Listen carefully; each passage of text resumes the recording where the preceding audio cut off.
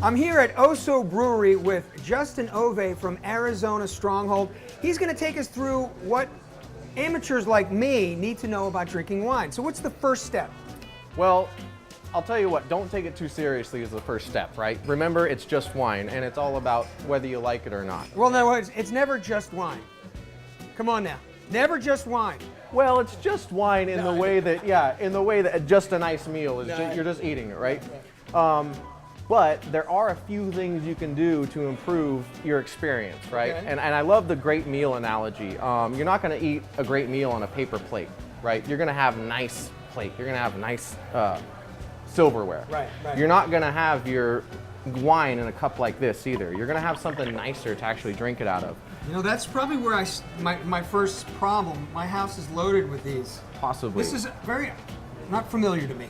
I'll put this over Well, here. and it's really weird. I mean, this is a fun thing to do at home too if Right. you want to experiment. Get out a bunch of different glasses and pour the same wine into multiple glasses, and you would be amazed at the differences there are. Often it'll taste like almost a completely different wine depending on what you drink it out of. If I was going to give one little tidbit, Okay. I would say pay attention to the edge of the glass more than anything else. So right all here, the little bump? This lip, right, exactly. Now you notice all of these are also tapered inward, all right? And that just helps with the swirling, which we'll get to.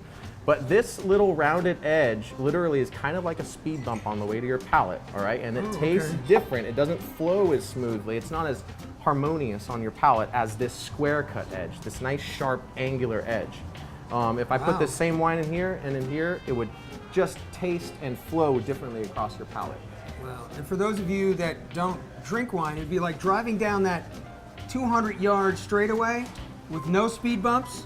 You can really gas it, but they put the speed bumps in, it's not as fun. Yeah, it you doesn't gotta feel do as like good. 20. Yeah. So now terrible. you had mentioned the swirling and the sniffing. You see this all the time. You're like, oh, it's a fine.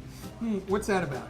Well, there is something to that. And when you do swirl, grab the stem, all right? Because if you grab here, you'll fingerprint up the wine glass. And as you go, it just doesn't look as pretty, all right? We So don't that's want why that. we grab the stem. We also don't want to influence the temperature too much of the wine with our hand, right? We don't want to get it too hot, so you don't right. hold it like that, all right? Oh, okay. So you swirl. If you're just starting out swirling, hold this on the countertop.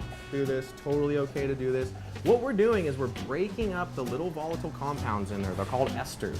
What's fascinating about this is the same ester that flavors, say, a strawberry or an apricot is the same ester formed during fermentation that gives the wine the same flavor. So when you smell a strawberry in a wine, you're literally smelling the same exact compound. Oh, you're kidding. Yeah, it's kind of neat. It's kind of liberating because it Yeah. makes you get into the wine. You know, it's not in our heads what we're smelling. It's literally there. Wow, that is amazing. So you break it up. We're breaking the esters up. Let me tell you something. I And then you dated an smell. ester one time, and the breakup wasn't this fun. Oh my God. It was a volatile breakup, I'm sure. So when you smell this, stick your nose in there. Don't be afraid, right? We're not smelling like this. We're smelling, yes, Like that? exactly. Get in Now there. let's time out. If I'm at a dinner party and you look over and you see me like, oh There- my God, this tastes great. That's Yeah, like- they're gonna be like, that guy totally knows what he's talking about with wine. It's totally okay, and you should. I mean, think if you spend 50, 80, 100 bucks on a bottle of wine, really don't you want everything out of right, it? full You effect. want the full experience. You're not just gonna wolf it down like it's a cheeseburger. You're gonna savor it like it's a gorgeous French meal. All right, so you're swirling, you're smelling, and then you're drinking. Now that's the thing. You see people drinking the wine. You're drinking the wine. Oftentimes, you see people sip, and then you see the amateurs like myself. You a big drink. Well, I like a good full mouth of wine. So I do a little bit of both, all right? I'm gonna get a good gulp when I do this, but I'm not gonna shoot it straight back. I'm not doing shots of whiskey here. Right. I'm gonna, again, savor this, and you wanna roll it around on your palate. You wanna coat the entire palate so you get the most out of this wine.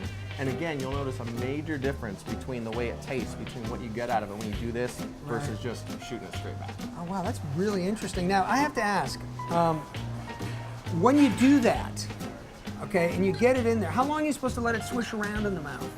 That's an interesting question. You know, it honestly depends on the wine. Some wines have a great what's called mid-palate, and that's literally when it's on your palate, all right?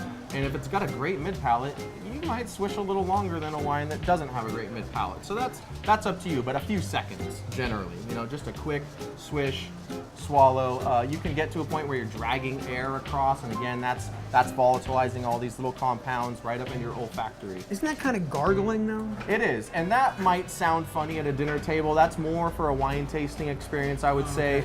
If you're tasting a bunch of different wines and you're trying to figure out what you want to buy later, so you're trying to get the most there.